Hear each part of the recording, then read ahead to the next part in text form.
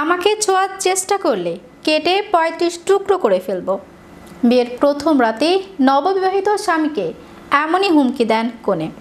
শুধু তাই নয়, বিয়ের পর থেকে প্রতি রাতেই ছুরি নিয়ে ঘুমাতে যেতেন ওই কনে। ফলে প্রাণ ভয়ে স্ত্রীর কাছে যাওয়ার সুযোগ পেতেন না স্বামী।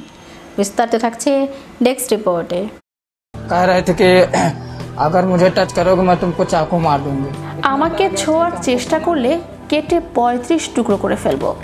বিয়ের প্রথম রাতেই নববিবাহিত স্বামীকে এমনই হুমকি দেন কনে। শুধু তাই নয়, বিয়ের পর থেকে প্রতি রাতেই ছুরি নিয়ে ঘুমাতে যেতেন ওই কনে। ফলে প্রাণ ভয়ে স্ত্রীর কাছে যাওয়ার সুযোগ পেতেন না স্বামী। ভয়ে থাকতেন বাড়ির লোকও। শেষে রাতের অন্ধকারে পাঁচিল টপকে প্রেমিকের জন্য পালালেন ওই নববধূ। যে প্রেমিকা আবার সম্পর্কে তার ভাগ্নে। এমনই চাঞ্চল্যকর ঘটনা ঘটেছে উত্তরপ্রদেশের প্রয়াগরাজে। মুস্কান সোনমের পর এবার আরও এক নববধূর চাঞ্চল্যকর প্রেম কাহিনী। অভিযোগ, উত্তরপ্রদেশের প্রয়াগরাজে সিতারা নামে ওই তরুণীর সঙ্গে বিয়ে হয়েছিল নিশাত নামে এক যুবকের। নববিবাহিতা কনে সিতারা তার স্বামী নিশাতকে ছুরি দিয়ে হত্যার হুমকি দেন। এমনকি নববধূ সিতারার স্বামী নিশাতকে এই বলে সতর্ক করে দেন যে ভুলেও যেন তাকে স্পর্শ করা না হয়, তা না হলে তাকে ৩৫ টুকরো কাটা অবস্থায় পাওয়া যাবে। পরিবার জানায় খুব সম্প্রতি নিশাত ও সিতারার বিয়ে হয়েছিল।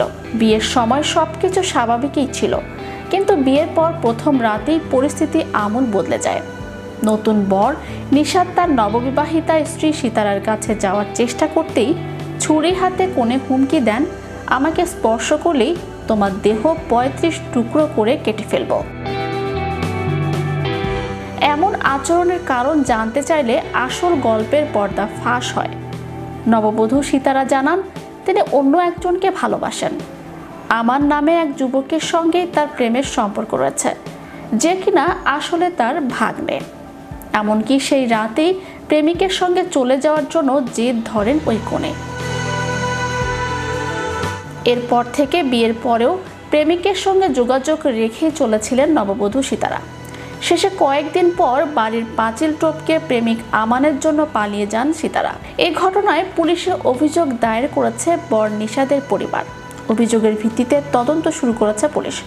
প্রেমিক আমান ও সিতারা নামে ওই নববধূর খোঁজে তল্লাশি শুরু করেছে পুলিশ।